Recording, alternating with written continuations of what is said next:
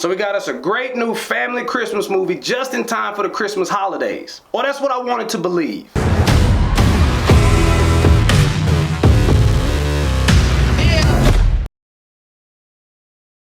So Home Sweet Home Alone is the latest in the Home Alone franchise, and unless you're very young, I'm pretty sure we all remember the epic movie starring Colin McCalkin. Well, this movie takes from that movie in a lot of regards, with one of them being the kid is left home during the Christmas holiday when his family leaves for a trip and they end up forgetting him somehow. Now this movie also introduces a unique twist because instead of us getting our typical burglars trying to break into the house, we have this family. And this family is important because they're going through a financial struggle and they're thinking about selling their house. And during their open house, the main character and his mom end up visiting the house and they stumble across these dolls. And they find out later that the dolls are worth a lot of money. And when he goes to claim the money, he realizes the doll is missing. And the only person who saw the doll was this kid. So now the family has to go to this kid's house and they try to retrieve their property before the family gets back. No harm, no foul. But of course, you know the movie didn't go like that or we wouldn't have had a movie. As they try to break in, all the Home Alone silliness that we're used to from the old Home Alones ensues. To start it off, the acting in here was okay. I mean, it's a kid's movie, so it's a lot of over-the-top antics and a lot of silliness. And it's not really too many instances in there where you could really show your acting depth or acting skill, so the acting was okay. And we also didn't have any big names in here. They did bring back one of the brothers from the old Home Alone, which I thought was dope, nostalgia points. But again, the acting in here was just, it was okay for what it needed to be. Visually, the movie was fine too. I mean, it was a Christmas movie just in time for those holidays, and we had all our Home Alone silliness when the people are trying to break in and they're running into all these little traps and gimmicks and pranks and things of that nature. So visually, I didn't have an issue with the movie either. And with the movie only being an hour and a half, pacing wasn't really an issue either because you get straight to the point. The boy gets left at home probably within like the first 15 minutes of the movie, and then you have all this silliness from that point all the way to the conclusion at the end. And although the acting was fine, the visuals were good, and the pacing was okay, I still found myself not enjoying this movie, and here's why. For starters, I didn't like how, I guess for lack of a better term, dumb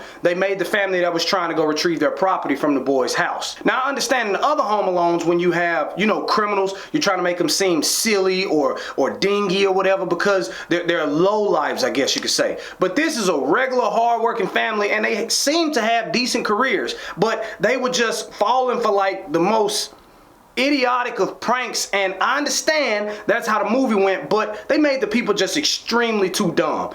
I also wasn't a big fan of the dialogue. Like, it was a lot of like harsh remarks made towards a particular character. Like, they always lashed out at him, and I was like, man, that's kind of mean. It's like teetering on the lines of bullying this guy. What did he do to you? And the kid, I mean, maybe it was just the way I was raised, but this kid was bad, and he needs his little bottom spanked, I guess you would say, because not only was he mouthy, but he was also like borderline narcissistic. Like, one of the pranks that he uses, he's shooting pool balls at a guy, like shooting him in the head with it. Like, man, you could kill somebody with that. But then I guess on the old Home Alones, he was chunking bricks at my man, so I guess they had to step it up a little bit. But either way, I wasn't really a fan of some of the stuff that he was doing or how he was talking to people. And lastly, and probably my biggest gripe, the over-the-top silliness. Now again, that was all throughout all the old Home Alones, and it makes sense for this movie because it is a movie geared towards families and children. But it's like the old Home Alones made me laugh. It had parts in there that were very memorable and they like movie gold. But in here, it was just,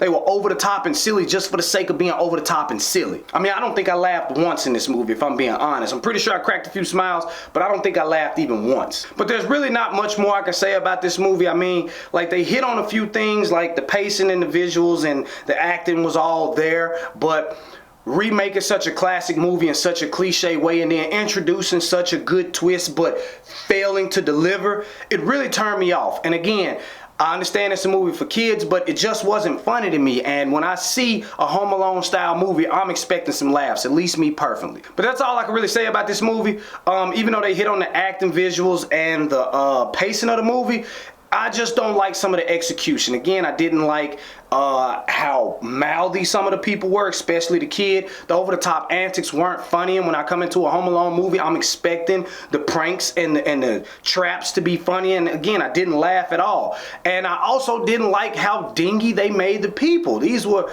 everyday intelligent people, and they just downright dumbed them down for the sake of, again, over-the-top silliness. So with all that being said, I really can't rate this movie no higher than the Rainy Day Rental.